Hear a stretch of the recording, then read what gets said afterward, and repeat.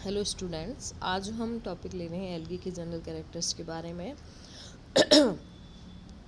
उसमें हम लेंगे वैक्यूल। वैक्यूल आप सभी ने पढ़ा होगा साइटोलॉजी के अंदर कि वैक्यूल एक सेल ऑर्गेनल है जिसके ये एक सिंगल मेम्ब्रेन बाउंडेड स्ट्रक्चर है। इसकी मेम्ब्रेन को हम टोनोप्लास्ट कहते हैं। इनके अंदर जो पदार्थ भरा हुआ रहता है उसे सेल सैप कहते हैं। वैक्यूल्स जनरली जो हैं पानी को स्टोर करने के लिए, फूड को स्टोर करने के लिए, एक्सक्रीटरी प्रोडक्ट को स्टोर करने के लिए, प्लांट सेल या एनिमल सेल के अंदर सेल की शेप को बनाए रखने के लिए जिम्मेदार होती है। तो यहाँ हम एल्गी के अंदर पढ़ लेते हैं। जो मैच्योर एल्गल सेल है उसमें एक स्पेशल कैरेक्टर है वैक्यूल की प्रेजेंस। ये एक स्पष्ट क्लियर मेम्ब्रेन पाई जाती है, इसे टोनोप्लास्ट कहते हैं। ब्लू ग्रीन एल्गी के अंदर वैक्यूल नहीं होती, ये ध्यान रखना है।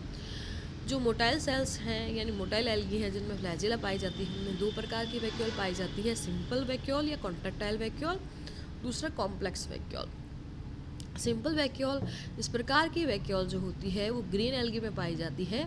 इनमें पीरियोडिक कॉन्स्ट्रिक्शन पाए जाते हैं, यानी कि ये क्या करती है कि सेल के अंदर है, सेल के अंदर एक्सक्रीटरी प्रोडक्ट है या पानी है एक्सेस में, इन सबको इकट्ठा करके फूलती जाती है तथा ये वापस सेल के किनारे पर आकर फट जाती है। यानी कि ये क्या कर रही है, एक्सक्रीशन कर रही है, और अंदर से लिया और बाहर फेंक दिया। तो इनके अंदर पीरियोडिक कॉन्स्ट्रिक्शन हो रहा है, फैल रही है सिकुड़ रही है, फैल रही है सिकुड़ रही है। तो ये हुआ सिंपल वैक्यूल या कॉन्ट्रैक्टाइल वैक्यूल।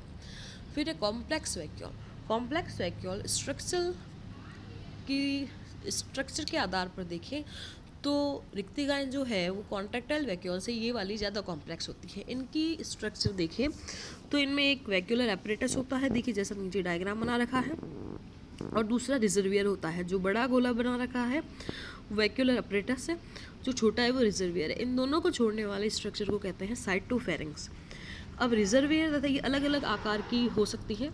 ये सभी जो भाग हैं रिजर्वियर, साइटोफेरिंग्स एंड वैक्यूलर एपरेटस, ये कोऑर्डिनेशन में काम करते हैं। इस प्रकार की रिक्तिकाएँ डायनोफाइसी यूग्लोनोफाइसी में पाई जाती है। ये मोस्टली ऑस्मो रेगुलेशन का काम करते हैं। ये वाटर तथा सॉल्यूट के एब्जॉर्प्शन में हेल्पफुल होते हैं। इसके अलावा ये लैमिनेरिन, क्राइसोलैमिनेरिन आदि फूड पदार्थ को स्टोर करते हैं। होलोजाइक शैवाल में जटिल रिक्तिकाओं की साइटोफेरिंग्स गलट के रूप में कार्य करती है। नेक्स्ट ले लेते हैं गैस वैक्यूल। साइनोफाइसी में एक्चुअल वैक्यूल नहीं पाई जाती है, इनमें पाई जाती है गैस वैक्यूल। गैस वैक्यूल क्या करती है, इनकी बायोसी के लिए रिस्पॉन्सिबल होती है। जैसे यदि साइनोफाइसी की कोई एल्गी है, वो पानी के किसी पॉन्ड में है, यदि उसको सनलाइट लेने के लिए किसी भी चीज़ के लिए उसके पानी के पॉन्ड के ऊपर वाले लेवल पर आना है, तो ऊपर वाले लेवल पर आना है तो वो गैस वैक्यूल का फॉर्मेशन कर लेती है। जैसे ही गैस वैक्यूल का फॉर्मेशन होगी उसमें क्या है, गैस है। वो गैस होने के कारण क्या होगी, हल्की होगी। हल्की होगी तो वो क्या हो जाएगी, ऊपर की तरफ तैरना शुरू कर देगी।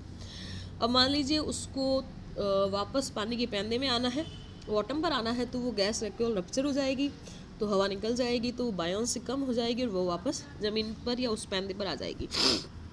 तो इसे कहते हैं गैस वैक्यूल्स। ये गैस युक्त गुहिकाएँ साइनोफाइसी की परिपक्व कोशिकाओं का लाक्षणिक रूप है, यानी कि मैच्योर सेल्स में पाई जाती हैं। ये एक समान व्यास की सूक्ष्म पारदर्शक सिलेंडर की चट्टी के रूप में पाई जाती है। इनकी भित्ति जो होती है वो गैस में के लिए परमेबल है, ये बायोंसी का कार्य करती है। जैसे मैंने आपको बताया कि ये तेज प्रकाश की प्रतीक स्क्रीन का कार्य करती है। नेक्स्ट एक स्पेशल स्ट्रक्चर एल्गी में और मिलती है, कहते हैं पायरेनॉइड। यह प्रोटीन तंतुओं से निर्मित एक सघन संरचना है जो वर्ण की प्लास्टिड में धसी हुई रहती है। ये बहुत इंपॉर्टेंट चीज़ है, बहुत सारे एग्ज़ाम में पूछा जाता है कि पायरेनॉइड में क्या क्या होता है, तो स्टार्च और प्रोटीन। ये नहीं पूछा जाता क्या क्या होता है, अगला जो मैं आपको बता रही हूँ वो क्वेश्चन पूछा जाता है। ये तो सबको याद रह जाता है, स्टार्च और प्रोटीन है।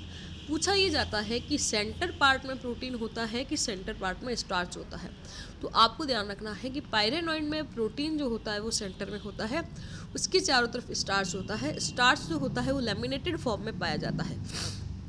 तो यह प्रोटीन तंतुओं से निर्मित सघन संरचना है जो कि पिगमेंटेड प्लास्टिड में एम्बेडेड रहती है, उसकी सतह पर रहती है। ये स्टार्च तथा अन्य समान भोज्य पदार्थों के संचय केंद्र हैं। स्टार्च प्लेट्स के द्वारा प्रोटीन घिरा हुआ रहता है। डाइटम में पाइरेनॉइड के चारों ओर स्टार्च पट्टिकाओं के स्थान पर लिपिड होता है, ये भी ध्यान रखना है। प्रत्येक जो क्लोरोप्लास्ट है उसमें पाइरेनॉइड की संख्या एक या एक से अधिक हो सकती है। ये डिपेंड करता है कि वो किस क्लास की एल्गी है। पाइरेनॉइड जो है वो स्टॉक्ड भी हो सकता है, अनस्टॉक्ड भी। कुछ शैवालों में पाइरेनॉइड जो होता है वो कम समय के लिए बनती है, कुछ में परमानेंट बनती है। इनकी जनरली ये माना जाता है कि पाइरेनॉइड चूंकि स्टार्च से रिलेटेड है तो ऐसा माना जाता है फूड स्टोर के लिए काम करती है। ब्लू ग्रीन एल्गी में किसी प्रकार की पाइरेनॉइड नहीं पाई जाती है। ये हुआ पाइरेनॉइड और वैक्यूल के बारे में। तो एल्गी के जनरल कैरेक्टर कंप्लीट हुए। Thank you.